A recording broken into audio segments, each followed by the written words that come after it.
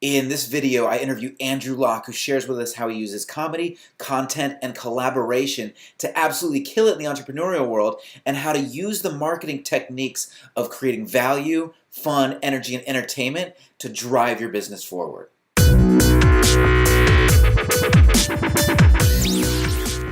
Andrew Locke, it's amazing to have you. He is just an extraordinary marketer, incredible personality, super fun, and the guy knows content. He knows how to create something that will ultimately drive traffic. He's an entrepreneur extraordinaire. Andrew, how are you doing?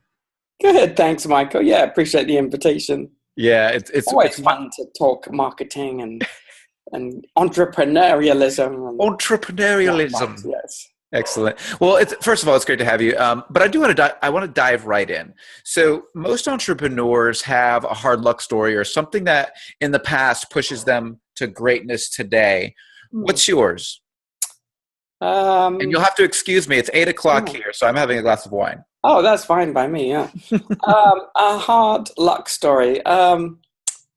Let's see. I think the biggest one that made a big impact was I'd already achieved a certain level of success, but I had a business partner who I would describe as a sociopath. Okay. How's that for a yeah. And for those of you who don't know, a sociopath is somebody who has no. What would you say? Not a nice person. No sense of empathy. Right and wrong. No right. Feeling about hurting other people. Outwardly very charismatic, but just. Yeah, I think the best way of describing it is no feeling about hurting other people. In fact, I really didn't know what a sociopath was until I was in business with this person, and wow, it went horribly wrong. And basically, to cut a long story short, I lost everything as a result. And it was a business that I had given birth to and invited him into, and It was about 6 years of hellish experience. And how'd you get out? What happened? Well, the way I got out of it initially was to basically just leave him everything, which he abruptly destroyed. And the reason why it dragged on so long was because he sued me, even though it's completely frivolous. Wow. But unfortunately, when you're in that situation, you have a lawsuit. You have to respond, and I mean, I've always sort of lived by the philosophy of treating other people as you want to be treated yourself, and until this experience, it didn't really dawn on me, or hit me that other people don't live that way. Is like me, and there are some pretty crazy people. I tell you what, my friend, I have had very similar experiences because you if you're a compassionate person or a person who has a lot of empathy, yeah, that's your state, right? So you expect other people to be experiencing the same state as you are. It's just not the case. Well, that's right. And the other thing is, when something does go wrong, which can happen in business, Sure. Despite best laid plans, the phone's going here. Let me just sort this out. Oh, I was hoping you were just going to grab it and throw it right through the glass. Yeah, no. Could you show our viewers where you are right now? Would you mind just turning? Oh, that's just not so nice. Can't go wrong with that view. So when things go wrong, which, as I say, can happen. I'm the sort of person who is sort of pragmatic about it and likes to think, well, okay, it didn't work out, but how can we resolve this and move on? And again, a lot of people just aren't like that. A lot of people are vindictive, or they're they're just yeah, they're spiteful. Right. And that's kind of what happened here. And as a result of losing everything, I just, first of all, I sort of went into a bit of a state of depression of, spending all those years building something up only to have someone else come along and destroy it is pretty disheartening. But then I, had to sort of, pull myself up and say, well, I can either continue to wallow or I can move on and start something else and do better. And that's what I did. That's it's a choice, and I made that choice. And you know years Wow. later, things look very differently. But yeah, I Wow. mean, going through it at the time, it was horrendous. And I just had to sort of, it really was sort of a out of the blue, and it was so intense that it dominated my thoughts. And I wouldn't wish it on anybody. But I think the experience teaches us that when things like that happen in our life, for different people it's different challenges, but whatever it is, even in the worst circumstance, we can overcome it. We can do better in our lives. And it's a choice, and as soon as you make that choice, you can learn to move on to the Right. next phase, as it were. Our Right. past doesn't dictate our future. Right. Was this your first business online? No, I had, my business really evolved.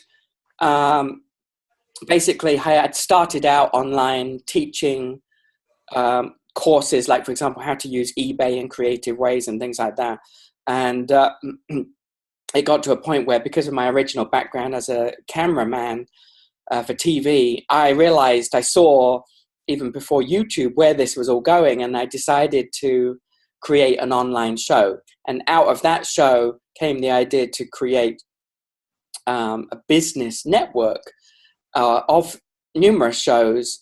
And it was that project that fell Right. apart.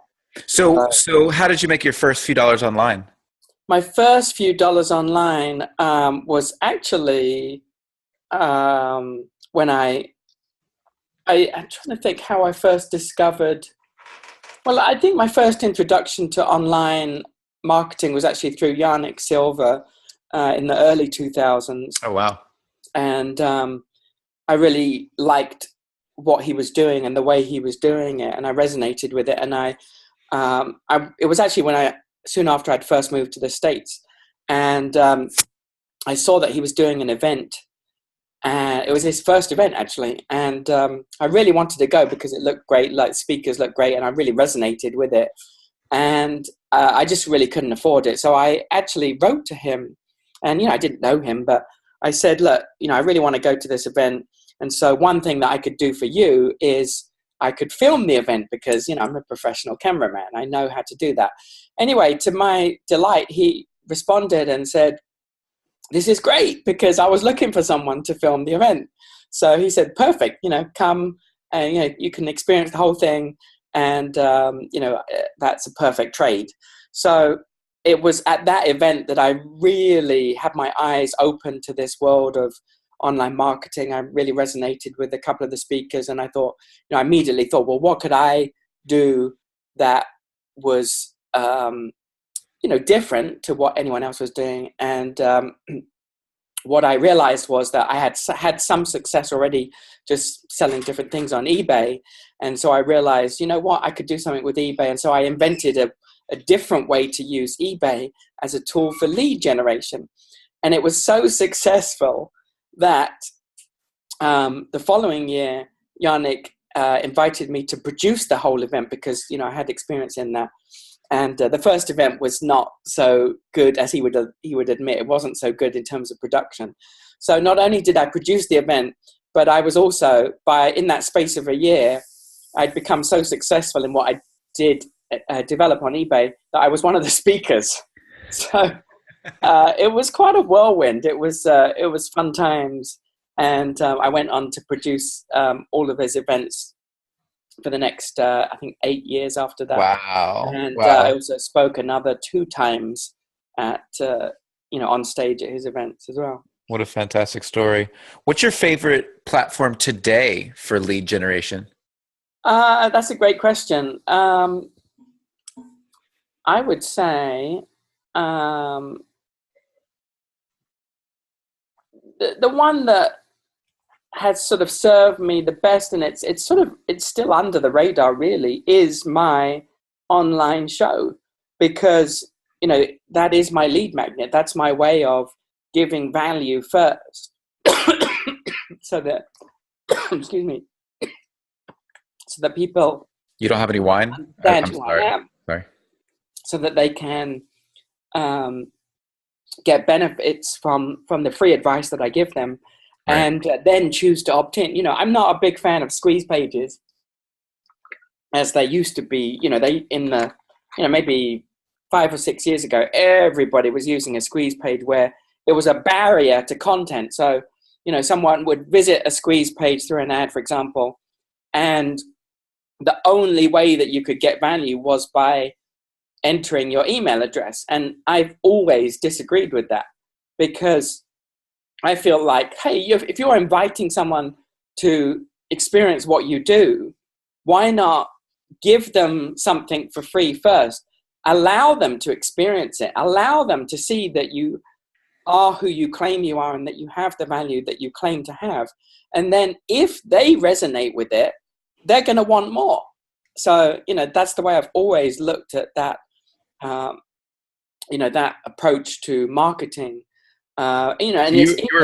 You're way ahead of your time, bro. Well, it's Because evolved. Yeah, it's evolved, hasn't it? And now we see, that is the common practice now, where, it's not about cheating people or deceiving them, or, just grabbing the email. Because after all, if we don't have value, and our stuff isn't good, someone's going to easily unsubscribe anyway. So it's not about the list. It's about the relationship with the list. It's about how people view you and your content. If they love what you do, they are absolutely going to be happy to receive communication from you. That's how it works, isn't it? It's a fundamental, reciprocity, right? reciprocity. That's the way humans beings interact with one another. Yeah. And it's like, and I appreciate what you're saying, because what you're saying is, don't be a transactional marketer, be a relationship oriented marketer. Build your connection, build your ability to relate with other people and become more engaged and relevant in their lives. Deliver fucking value. Well, that's why content is so important. Content is where it all starts. If you have something good to share, you're going to get noticed, and you're going to find an audience. Yeah. And it's like, you even think about like Amazon today, right? Amazon, yeah, you think they were a commodity business. They're not. They sell all this stuff for like no margin.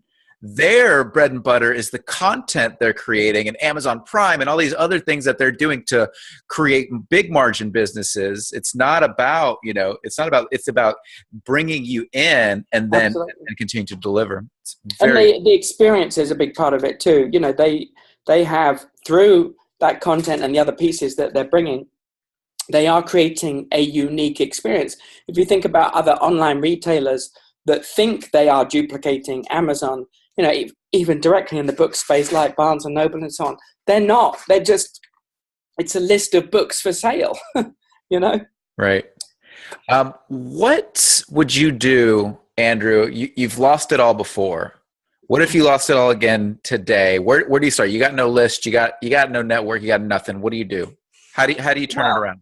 The first thing is to look at your own strengths, because it's much easier to build on strengths than it is to try and develop weaknesses, or what I mean, not develop weaknesses, but develop from a point of weakness to improve a weakness. I know exactly what you're saying. And you're absolutely right. Yeah, continue, please. Yeah, absolutely. So for me, one of my core strengths is creating content, and specifically creating online content.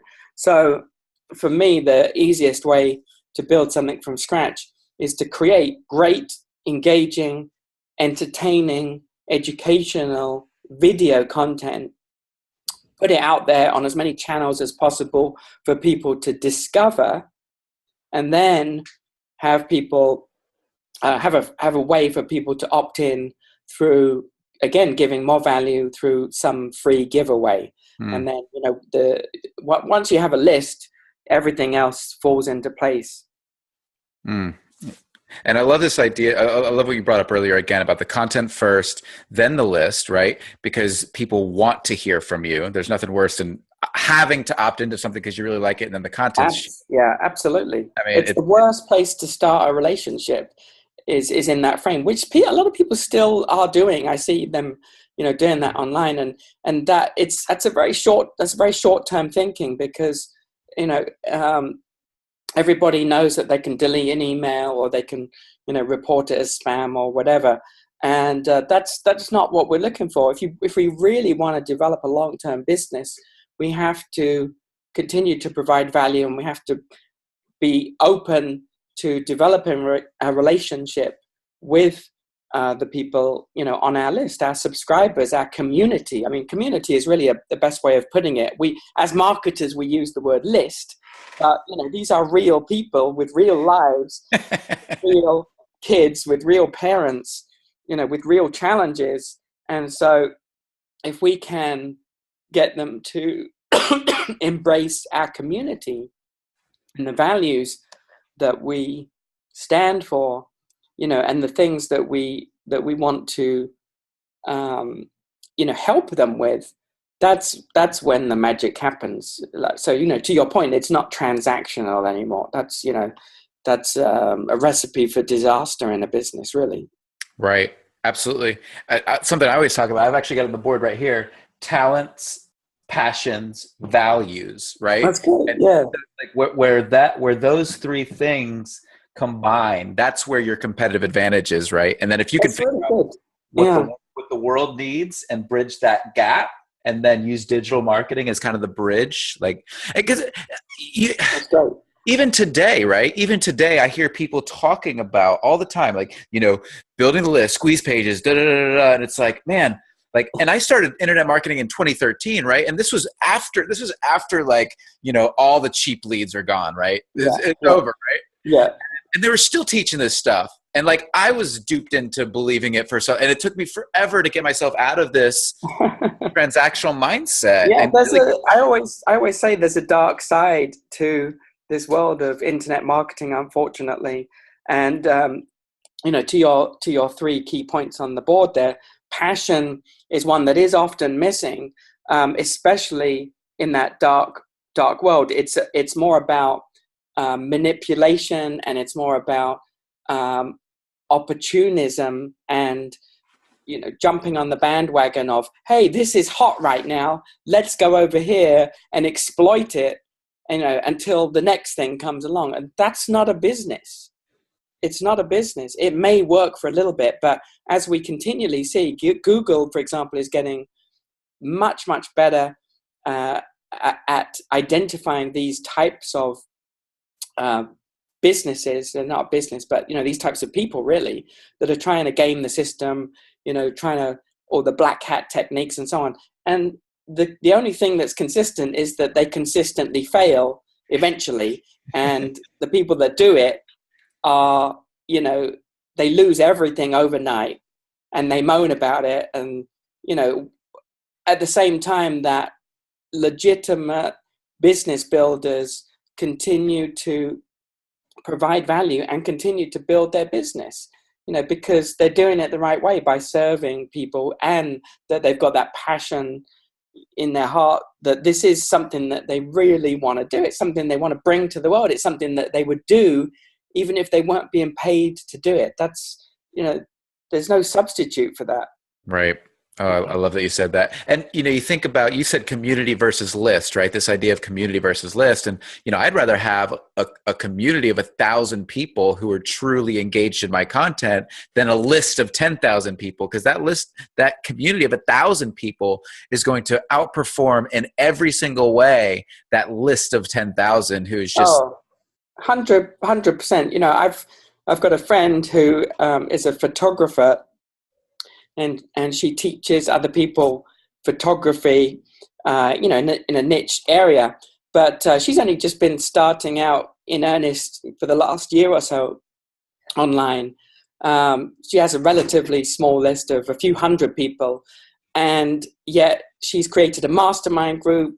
She's created courses that outsell many other marketers that I know with a tiny, tiny list, but they're so engaged, they're so passionate. It's a true community. And so, I've seen that repeat so many times where, I'll speak to marketers who have been, doing this a while, and they'll say, oh yeah, I've just built up a list in this, supplement niche of, we've got 300,000 people on our list, but they're not engaged. They don't, if you ask them to name your company, they couldn't name it. If you ask them to name or say the last time that you provided them some value through an email, they couldn't do it. And so, it's just like the phone book. That's a huge list, but it's meaningless. That's such a great point. Well, it's true, isn't it? I've got this amazing list. I've got this incredible list. I could just go through. I could just call everybody in it. It's amazing. Yeah. Oh, that was killer. Thank you for that. Drop the mic. A mic you can drop? No? All right. That's all right. Andrew, what's the number one marketing hack that you use that destroys all others? What's the thing? Great question. Yeah. All right. You're getting my cogs whirring now. A marketing hack.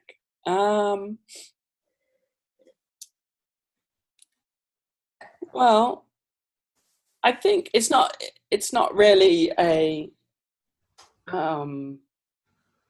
one specific thing, but I think that one of the marketing principles, let's say, that is, in my view, most often overlooked is creating expert status. Because what so many people do is they advertise and they market, and inherently what that is most of the time is saying to people, hey, I've got this great thing over here, why don't you come and take a look at it, right? And the problem with that is that we are bombarded with that. It's overwhelming, and trying to cut through the clutter is really, really hard.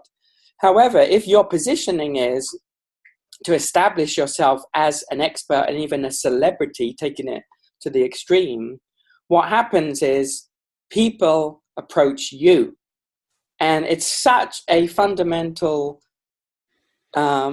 dynamic and reversing of the process, and it works incredibly well. So that obviously raises the question, how do you do that? Well, you start to seek out ways for you to be interviewed. You write a book. You create online video content. You create a podcast. All of those things help to position you as a credible expert and celebrity. And like I said, that's when people approach you, which is the best position to be in, because there's always a choice in whatever industry it is. You could go to this person, this business, whatever. There's numerous choices. But time and again, it's been proven that where there's a choice, and there always is a choice, people tend to seek out the experts. If you had, let's say, a need for a particular type of surgery, and you start Googling online and you're finding, it's a very serious condition, but it's solvable. And, you start to Google, well, who's the best in the world at this? And then you start to see, this surgeon's done this operation, 10,000 times or whatever. And he's got a blog. You're going to start to read the blog, and you may even start to think, I'm willing to travel over to this country because, this person is clearly the best at this particular task. And it's no different in business, where there is an expert available to you. We all tend to seek out those experts, and it's much easier to achieve that than most people realize. Yeah, it's not an overnight thing, but there are specific strategies, like I mentioned, that make that possible for anyone to achieve that. Right. Oh, dude, that's fantastic. And it's so true. I mean, you just you can't just sell people by pushing stuff in their face anymore. It just doesn't work like that. You've got to deliver this value. You've got to position yourself as an expert. The game is always changing though, right? So this is 2017, 2018 is coming. I absolutely believe that the fundamental principles of marketing should be where any marketer starts. But there's always great tools coming down the pike. Mm-hmm. What are the tools that you're looking towards? What are you going to be educating yourself about in 2018 and beyond? Well, yeah, I love the tools. I'm a prolific researcher, so I'm always sort of on the lookout for what's new. One of the big trends that we see right now is the bots on Facebook. Where people can type a word and then they can receive communication through Messenger. It's a very powerful tool. I'm just starting to investigate that. If I end up using it, I want it to be the most natural way, so that it serves people rather than frustrates them. It's not a tool of manipulation. It should be a tool of automation. Right. So, to automate processes that would otherwise be very, very time consuming or impractical. Right. That's one thing. Another one is the big shift in terms of marketing automation and CRM. For years, Infusionsoft was the big player, and we're seeing a revolution in that space. There's many choices now, and the choices are becoming more specialized too. You've got things like ConvertKit and trying to think of some of the others. You got like Actionetics with ClickFunnels. You got Drip. Yeah, ClickFunnels. There's probably a dozen major players now in that space. Yeah, and I actually got my start with Infusionsoft, and now it's going to blow my brains out. Yeah, I was one of the first customers. Let me tell you, it was very, very painful back then. It's still a very powerful tool, but there's certainly, it's good to have options, and there are very much more user-friendly options. And like I said, it's more specialized. So there are tools just for mail now, and some good ones like MailChimp, which is great for people getting started. Get Response, Active Campaign. Those are all good choices. And then there's tools for funnels, and there's tools for affiliate management. So it's really good to see the user friendliness happening, and also tools for website creation. When I first started, my peers, we were either using Front Page or Microsoft, from Microsoft Front Page, or what was the Adobe one? Dreamweaver. Dreamweaver, yeah. Well, that's that's how you wrote your HTML, yeah. Well, that's right, because there was no WordPress, there was no other tools. So WordPress has been a revolution, and now, again, there are other tools that make it even easier than WordPress for membership communities and for courses. I am a huge fan now of New Kajabi. Have you looked into it much yourself? I actually just got into ClickFunnels a few months ago. I've been pushing ClickFunnels away forever just because I'm going to say this out loud. I didn't like Russell Brunson very much.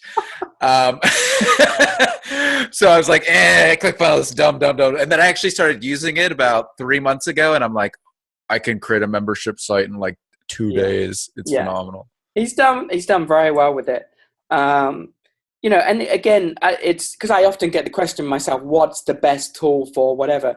And very rarely can I say, this is the best tool, because it really does depend on what, so many factors, like, for example, the person's level of tech know-how and experience, how, if they're just starting or if they're transitioning from something else. There's a lot of different factors involved. But yeah, I'm a huge fan of New Kajabi because, I've been in the membership business for many years now. And, I've been aware of most of the platforms out there in some depth. Right. And what New Kajabi are doing is really phenomenal, and they're making it so easy. So I have been recommending that as a tool to a lot of people. Yeah, I know a lot of marketers using. I don't know. I didn't know the difference between New Kajabi, but I know a lot of marketers who have been using Kajabi for their membership sites. Yeah, well, New Kajabi is the older platform still exists, but New Kajabi is really a complete from the ground. It's a completely new, and so it's they've done such an amazing job of making it easy, and also some very advanced features, like they have a funnel creator now within their system. So it's not just about creating a course or creating a membership site, which is very easy, but they also give you the tools to promote it. There's an email tool in there as well, and affiliate. So, within that one system, anybody can get started and be up and running very, very quickly, which again is a huge difference from how it used to be. I mean, I used to hand code sites, and it would take weeks, if not months, to create a course that was ready, and that looked good online for people to consume. So, a huge revolution, It's amazing. And I think it's so important for like today's marketers. Remember, like, you use this passions, talents, values, real world needs, use the tools, but don't get wrapped up in the tools. Don't get wrapped up in this stuff. It's about people. It's about real people and communicating with them and giving them real value.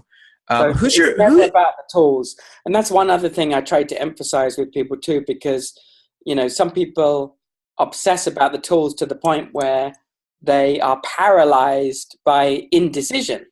And I say, look, in the time that you've been evaluating that tool for the last 3 months, I could have built a new business and marketed it and, created a lot of sales, and then moved on to another tool that was better if it was relevant. Right. So it's not about the tools. The tools are a means to an end.